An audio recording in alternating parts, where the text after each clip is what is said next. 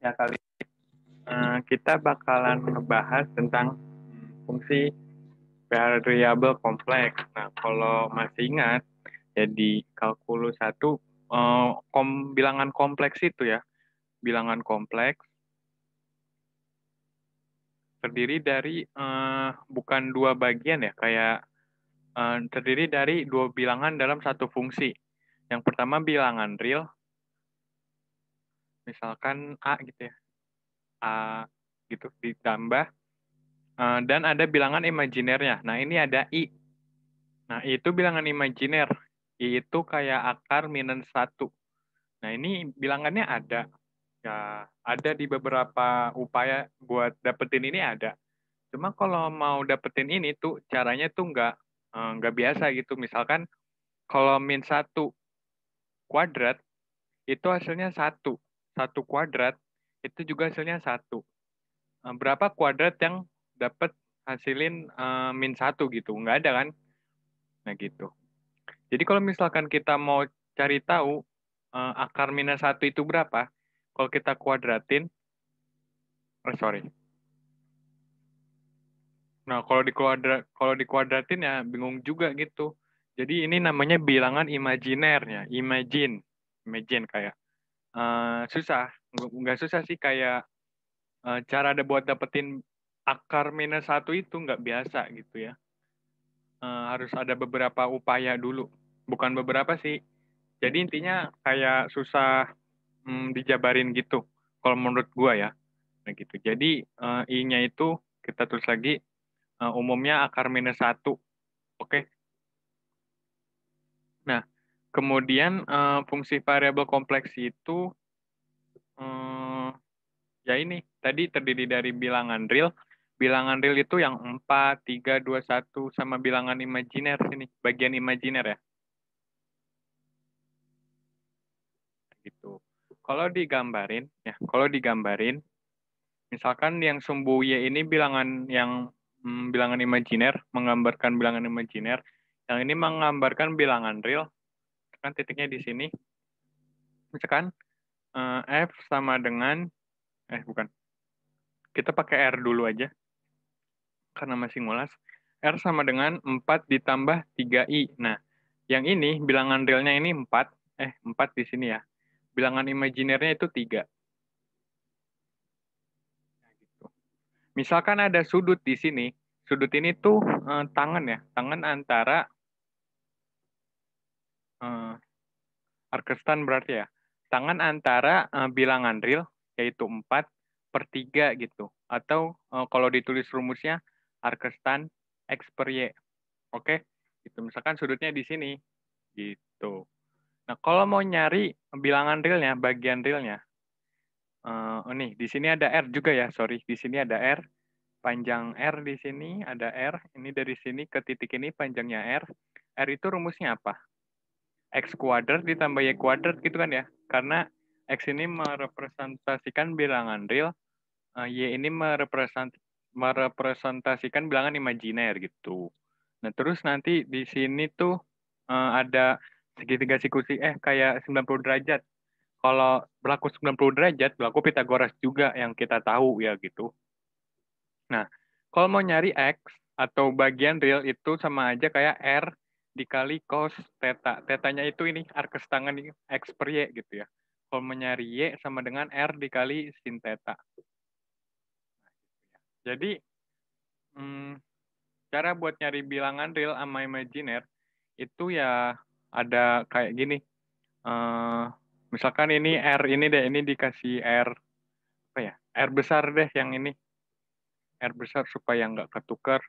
Ini juga R besar, ini juga R besar, juga R besar. Nah, kalau mau nyari bilangan R, R itu kan ada A ditambah IB. Bisa juga direpresentasikan dengan R dikali cos theta ditambah I sin theta. Dari gambar yang di sini tadi ya.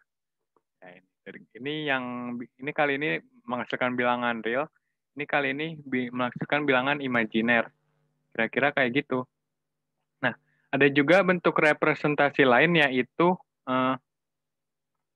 R E pangkat I theta. Jadi E pangkat I theta itu sama dengan cos theta ditambah I sin theta. Nah, ini penting. Kalau misalkan ini X, ya ganti cos X ditambah I sin X. Dan ini sering keluar gitu ya. Oke, jadi kalau kita balik lagi, ini rumus pentingnya gue kotak-kotakin. Yang ini, pertama ini, yang kedua ini, sering keluar. Ini sama ini sama sih, ya. Terus yang ketiga itu ini, yang keempat itu ini. Penjabarannya pure dari grafik ini semua gitu ya. Nah, selanjutnya tuh gue lihat PPT dulu. Nah ya, jadi variabel kompleks ini berisi bilangan real dan bilangan imajiner. Dan juga ada fungsi kompleks gitu ya, fungsi variabel kompleks yang bakal kita bahas. Nah, di sini di buku ya, kalau di buku tuh lambangnya bisa beda-beda, tapi di sini gua misalin Z. Z itu fungsi kompleks sama dengan X ditambah Y. X itu bilangan real, yang Y ini bagian imajinernya. Kira-kira kayak begitu.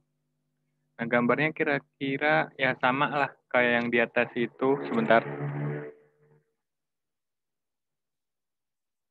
Ada motor gitu ya, motor berisik. Nah, di sini ada contoh soal tentukan fungsi, ini gua copy aja. Bentar.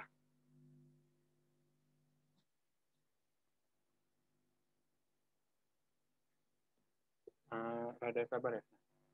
Tentukan fungsi ini, kalau ini tuh bila U-nya itu kalau di buku yang gua pakai ya, ini tuh yang tentukan fungsi UX ya, ini bagian realnya. Ini V-nya bagian imajiner.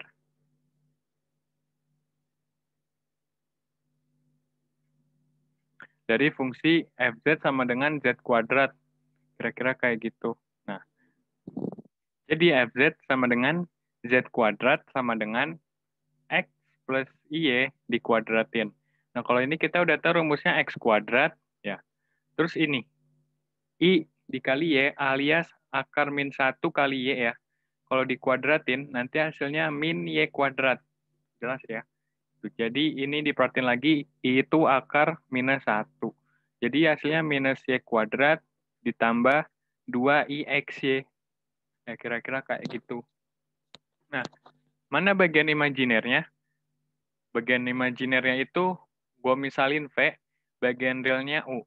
Jadi U-nya itu X kuadrat min Y kuadrat gitu. Karena di sini dia nggak punya I. Nah, yang punya I itu 2IXY gitu. 2XY gitu. Jadi di sini tuh bagian imajinernya. Kira-kira kayak gitu. Oke. Paling itu aja sih. Ada lagi tidak? Ya, nanti di akhir ya bakalan dibahas contoh soal. Ini cuma salah satu. Intinya yang punya I itu bilangan imajiner yang dia nempel sama I gitu.